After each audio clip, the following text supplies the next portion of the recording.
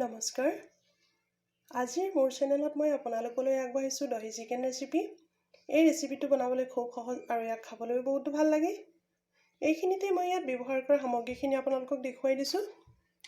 এয়া চাওক, এয়া মই 500 গ্ৰাম চিকেন লৈছোঁ। মই ইয়াক ভালদৰে ধুই লৈছোঁ। তাৰপিছত মই ইয়াত লৈছোঁ ভালদৰে ভাজি লোৱা জিৰাৰ গুড়ি আৰু ধনিয়াৰ বীজৰ গুড়ি। তাৰপিছত মই ইয়াত লৈছোঁ জালুকৰ গুড়ি, ইয়াত লৈছোঁ মই গৰম মছলা, আৰু ইয়াত মই যিহেতু দহি চিকেন বনাম গতিকে মই ইয়াত এবাটি দহি লৈছোঁ, আৰু মই ইয়াত লৈছোঁ হালধি। তাৰপিছত এয়া হৈছে আদা আৰু ৰচুনৰ পেষ্ট। ইয়াত মই 2-3 চামুচমান ঘি লৈছোঁ, আৰু ইয়াত লৈছোঁ মই নিমখ। এয়া হৈছে জলকীয়াৰ গুড়ি, যাক আমি ঘৰতে মছলা মিলাই তৈয়াৰ কৰি লওঁ, আৰু এয়া হৈছে ধনিয়া সৰু সৰুকৈ কাটি লোৱা কেইটামান পাত।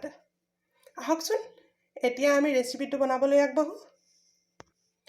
চিকেনখিনি মই ভালদৰে ধুই লোৱাৰ পিছত, ব্ৰইলাৰ মাংসখিনি মই ভালদৰে ধুই লোৱাৰ পিছত মই ইয়াক এটা পাত্ৰত থৈ লৈছোঁ।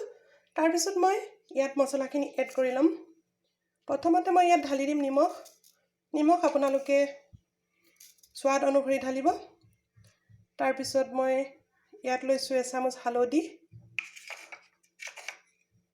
মই ইয়াত লৈছোঁ 1.5 চামুচ ধনিয়া গুটিৰ পিছা হোৱা বীজ। মই ইয়াত লৈছোঁ 1.5 চামুচ জালুক। তাৰপিছত মই ইয়াত লৈছোঁ জিৰা গুটি পিছা হোৱা 1.5 চামুচ। তাৰপিছত মই ইয়াত মিহলি কৰিবলৈ লৈছোঁ এই জলকীয়াৰ গুড়িখিনি। মই ইয়াক 3 চামুচ মিহলাই দিছোঁ। তাৰপিছত মই ইয়াত মিহলাই দিছোঁ 2 চামুচ আদা আৰু নহৰু পিছা হোৱা, ৰচুন পিছা হোৱা। তাৰপিছত মই ইয়াত এড কৰি দিছোঁ গৰম মছলা, আৰু মই লগতে ইয়াত এড কৰি দিম ইয়াত উলিয়াই লোৱা ঘিউখিনি।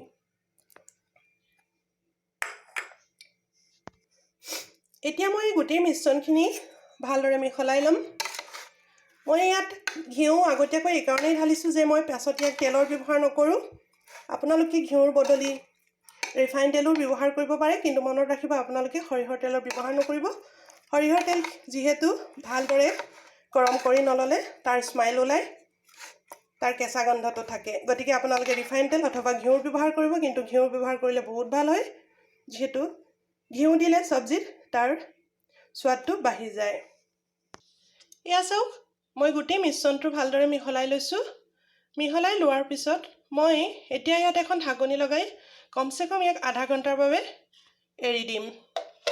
এইদৰে ঢাকনি লগাই মই ইয়াক আধা ঘণ্টাৰ বাবে ৰাখি থৈছোঁ। এয়া চাওক দোস্তো, এয়া আধা ঘণ্টা হৈ গৈছে। আমি চিকেনখিনি উলিয়াই চাইছোঁ, ই বহুত ধুনীয়াকৈ ছেট হৈ গৈছে। এতিয়া আমি ইয়াক ৰেচিপি বনোৱালৈ আগবাঢ়িছোঁ। প্ৰথমতে মই ইয়াত এখন কেৰাহী লৈছোঁ। তাৰপিছত মই গেছৰ ফ্লেমটো বঢ়াই দিছোঁ।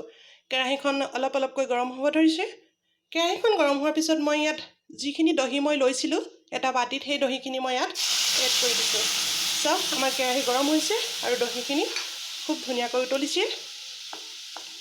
তাৰপিছত এই দহিখিনি ভালদৰে গৰম হোৱালৈকে মই ইয়াক 2 মিনিটমানৰ কাৰণে ভালদৰে সিজাই ল'ম।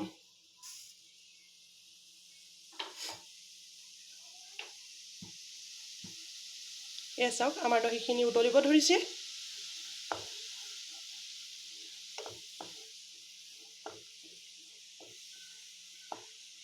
এতিয়া আমি ইয়াত এড কৰি দিম আমাৰ এই মিলাই লোৱা চিকেনখিনি। এয়া চাওক, মই চিকেনখিনি ইয়াত ঢালি দিব লৈছোঁ।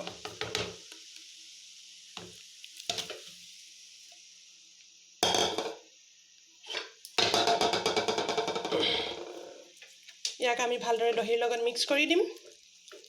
মই ইয়াত কোনো পিঁয়াজ আৰু বিলাহীৰ ব্যৱহাৰ কৰা নাই।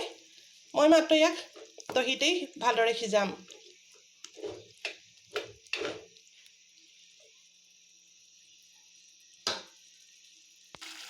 চাওক, আমাৰ চিকেনখিনি ভালদৰে সিজিবলৈ ধৰিছে আৰু ইয়াৰ কালাৰো কিমান সুন্দৰ আহিছে। আমি ইয়াক মাজে মাজে সলাই থাকিম। মই ইয়াত কোনো তেলৰ ব্যৱহাৰ কৰা নাই। প্ৰথমতে যিখিনি ঘিউ ডালি দিছিলোঁ মই সেইখিনিতে সিজাইছোঁ। মই মাত্ৰ ইয়াত দহিৰ ইউজ কৰিছোঁ। মই ইয়াত পানীৰো ব্যৱহাৰ কৰা নাই। যিহেতু দহিত পানী থাকেই, দৈ গাখীৰত সামান্য পৰিমাণে পানী থাকেই, গতিকে সেই পানীখিনিতে মই ইয়াক সিজাম। মই এইদৰে ভালদৰে ইয়াক ভালদৰে সলাই লৈ এখন ঢাকনিৰে কমচে কম 10-15 মিনিটমানৰ কাৰণে মই ইয়াক ঢাকি দিম, কিন্তু মাজে মাজে আপুনি এই চিকেনখিনি সলাই থাকিব। আমাৰ ব্ৰইলাৰ মাংসখিনি সিজোৱা কমচে কম 10 মিনিট হৈ গৈছে। আহকচোন এতিয়া আমি ঢাকনিখন উলিয়াই চাওঁ। এয়া চাওক কিমান সুন্দৰকৈ আমাৰ চিকেনখিনি সিজিবলৈ ধৰিছে আৰু ইয়াৰ ৰং বহুত ধুনীয়া হৈছে। এতিয়া আমি গেছৰ ফ্লেমটো অকণমান ল' কৰি দিছোঁ, নহ'লে চিকেনখিনি জ্বলি যোৱাৰ সম্ভাৱনা থাকে। এতিয়া আমি ইয়াত ওপৰৰ পৰা এড কৰি দিছোঁ এই সৰু সৰুকৈ কাটি লোৱা ধনিয়া পাতকেইটা।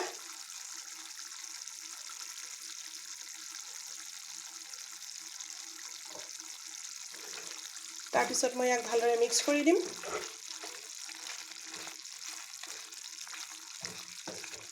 এইদৰে মিক্স কৰি লোৱাৰ পিছত মই ইয়াক আকৌ 10 মিনিটমানৰ কাৰণে এইদৰে খোলাকৈ ঢাকনি নিদিয়াকৈ সিজাম। ঢাকনি নিদিয়াকৈ সিজালে দহিৰ যিটো স্মাইল থাকে, চিকেনৰ যিটো স্মাইল থাকে, সেইখিনি নোহোৱা হৈ যাব। এয়া চাওক আমাৰ দহি চিকেন খাবৰ বাবে একদম উপযুক্ত হৈ গৈছে। মই ইয়াত গোটেই পানীখিনি শুকুৱাই পেলোৱা নাই, কিন্তু আপোনালোকে গোটেই পানীখিনি শুকুৱাই পেলাবও পাৰে। মই যিহেতু ইয়াত অলপ অলপ পানী থাকিবলৈ দিছোঁ, গতিকে মই ইয়াক এতিয়া গেছৰ ফ্লেমটো বন্ধ কৰি দিম। আহকচোন এতিয়া আমি ইয়াক ফাইনেল লুক দিওঁ। মই এতিয়া চিকেনখিনি প্লেটিং কৰি দিছোঁ।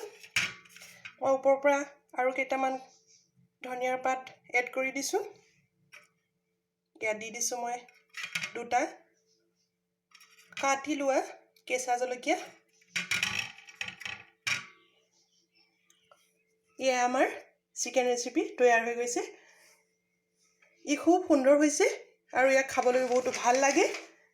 এতিয়ালৈকে আপোনালোকে ইয়াক খাওক আৰু ইয়াৰ মজা লওক। কিন্তু তাৰ আগতে মোৰ মিক্স মছলা কিচেন চেনেলটো ছাবস্ক্ৰাইব আৰু শ্বেয়াৰ কৰিবলৈ নাপাহৰিব, আৰু লগতে লাইক কৰিব। পুনৰ লগ পাম। আজিলৈ এয়াই, নমস্কাৰ।